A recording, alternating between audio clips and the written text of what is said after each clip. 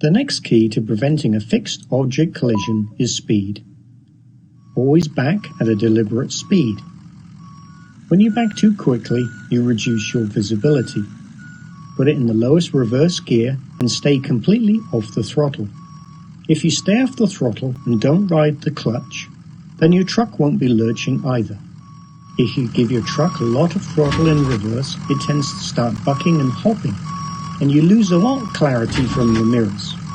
So go as slow as you can whenever backing into a dock. Backing slowly also gives you more time to recognize and make necessary corrections. Backing at a slower speed improves your visibility, and that gives others a chance to correct themselves if they're moving towards or are already in your blind spot. Delivery areas are generally packed full of large objects, such as trash dumpsters or other delivery vehicles.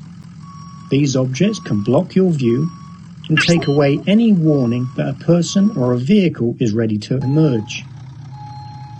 By backing slowly, you give yourselves a chance to stop before a collision occurs. Finally, in the event that a collision still occurs, by driving slowly, you've minimized the damage to the other party as well as your own vehicle.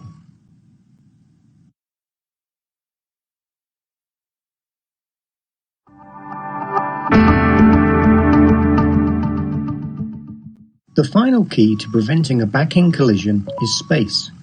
Maintaining a proper space cushion at your delivery location is just as important as your full circle safety cushion that you use while driving down the highway.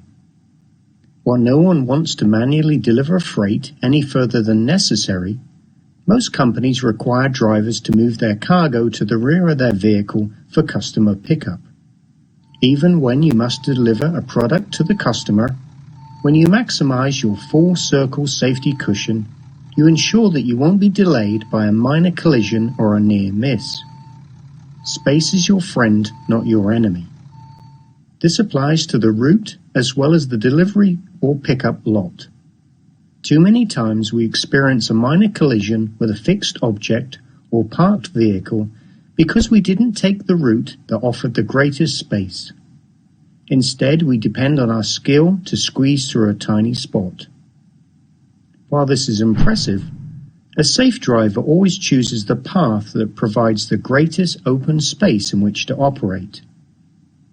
Before we move on to discussion of backing techniques, let's review the steps of preventing a fixed object collision. Number 1. Position your delivery vehicle to maximize your visibility. Number 2. Drive and back your vehicle in a slow, deliberate manner. 3. Maximize your space cushion at the delivery site.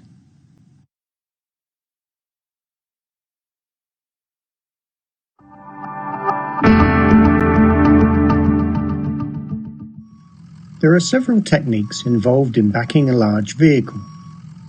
As we all know, one of the most important is steering.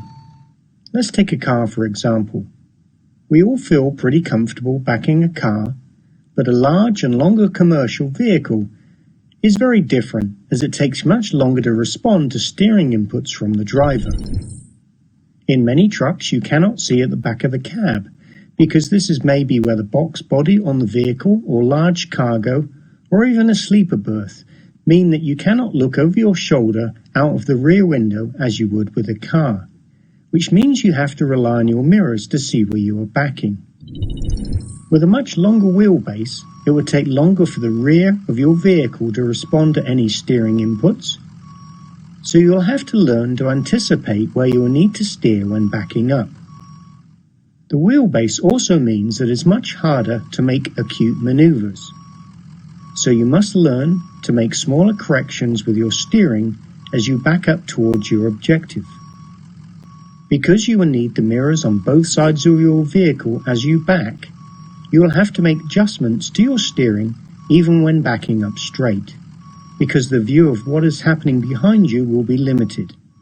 So you will find that your vehicle will be swaying from side to side slightly as you navigate in reverse and get the best field of vision from your mirrors. By reducing your speed and backing up slowly will give you more time to identify hazards and make any steering corrections that you may need to make.